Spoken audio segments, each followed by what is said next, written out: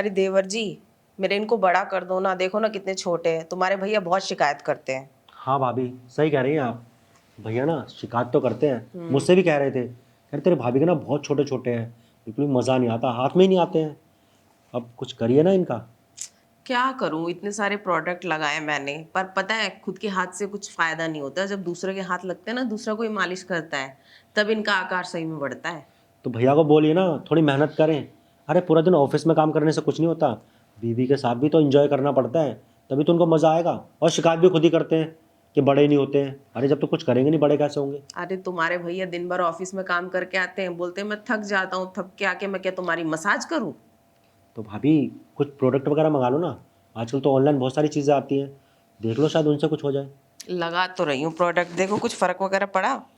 भाभी मुझे तो बिल्कुल ठीक लग रहे हैं, पता नहीं हम्म। भैया को इतने छोटे कैसे लगते हैं ये। अरे फिर भी 36 है, तुम्हारे भैया को तो शायद 42 चाहिए, इससे भी ज्यादा।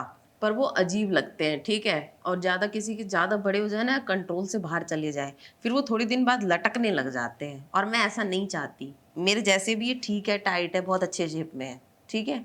अब किसी किसी लड़कियों के क्या होते हैं, यूं होते हैं फिर यूं लटक जाते हैं, ऐसा लगता है पता नहीं कैसे अजीब से। और तुम्हारे भैया को वही पसंद है, फिर बाद में जब लटकने लगेंगे ना, वो पकड़ के लटकेंगे, इसलिए उनको वैसा पसंद है। अब हो सकता है क्योंकि भैया की ना शादी से पहले कोई गर्लफ्रेंड भी नहीं रही, उन्होंने कभी ना ये सब करा भी नहीं है, इसलिए उनको ना अपनी बीवी के अंदर कुछ एक्स्ट्रा चीज़ें चाहिए ताकि उनको मज़ा आए। वो अपनी बचपन की और जवानी की जो भी सारी चीज़ें ना, इच्छाएं हैं, वो सारी पूरे करना चाहते हैं। अब आप ही देखिए, वो बाहर भी किसी लड़की से बात नहीं करते हैं, शर्मीले कितने हैं, इसलिए वो चाहते हैं कि उनको वो सारी चीज़ें ना अपनी बीवी के अंदर मिले। इसलिए आपसे बोलते हैं वो कि इनको थोड़ा बड़ा कर लीजिए, क्योंकि उनको फिर मज़ा आएगा। क्योंकि बंदा ना एक चीज़ कर करके बोर हो जाता है, वो सोचते हैं थोड़ा उनके हाथों में भी आए, उसका दबाएँ अच्छे से, तो वो अच्छे से इंजॉय कर पाते हैं। इसलिए शायद बोल रहे होंगे वो। अब आप अगर कुछ कहें तो मैं शायद कुछ हेल्प कर सकता हूँ आपकी, क्योंकि आप लोग तो मेरे भैया भाभी हो ना, आप लोगों के बारे में सोचना तो मेरा ही फ़र्ज़ बनता है। देखो मैं तुमसे मालिश तो करवा लूंगी, पर मेरी एक शर्त है। शर्त? कैसी शर्त? देखो दरअसल शर्त ये है कि तुम अगर मेरी मालिश करोगे ना, तुम अपने भैया को कुछ नहीं बताओगे, और ये बात हम दोनों के बीच रहनी चाहिए।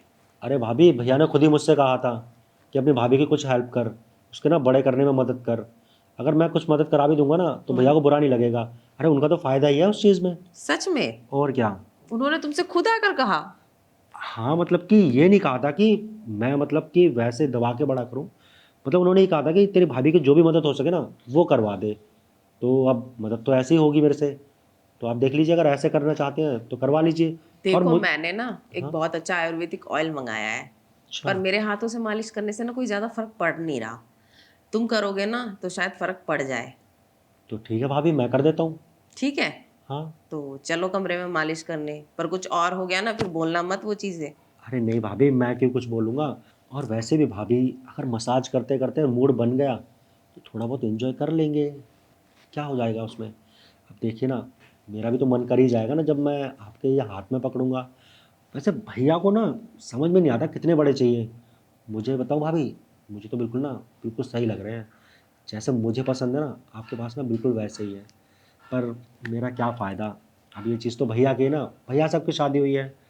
बस मैं तो इतना चाहता हूँ कि मैं थोड़े वक्त जब आपकी मसाज करूँ तो थोड़ा सा सुख आप मुझे भी दे दें।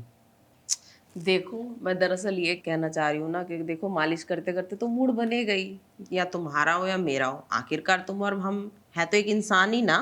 और कब तक अपनी फीलिंग्स को कंट्रोल में रखेंगे, एक ना एक दिन तो निकल कर बाहर आएगी ही आएगी। तो फिर अगर मूड बन जाए, अगर हमारे बीच कुछ हो भी जाए गलती से, पर अपने भैया को कुछ मत बोलना। बोलना सिर्फ मैंने ना उनको एक प्रोडक्ट बताया था, जिससे कि उनके अब बढ़िया और संडोल हो गए, ठीक है। इतना बोलना, ये मत कहना मैंने कोई मालिश करी या मैंने कुछ ऐसा कुछ किया, ठीक है। वरना तुम्हें पता है ना हमारे घर में लड़ाइयाँ हो जाएगी।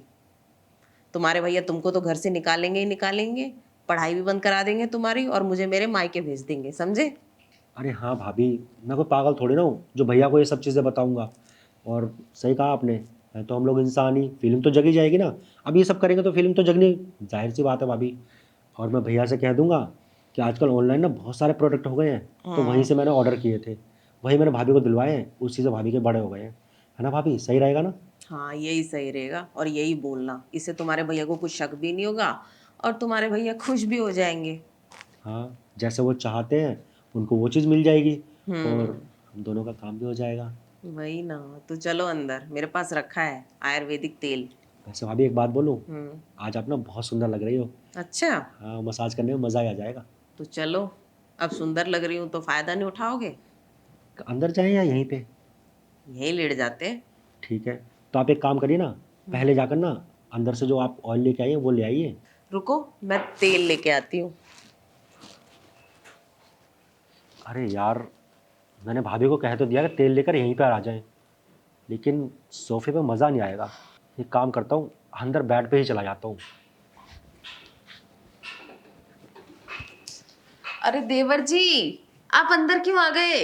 अरे भाभी, सोफ़े पे ना मज़ा नहीं आता, बेड पे मज़ा आएगा, यहीं करते हैं ना। अरे देवर जी, थोड़ा आराम से मालिश करिए।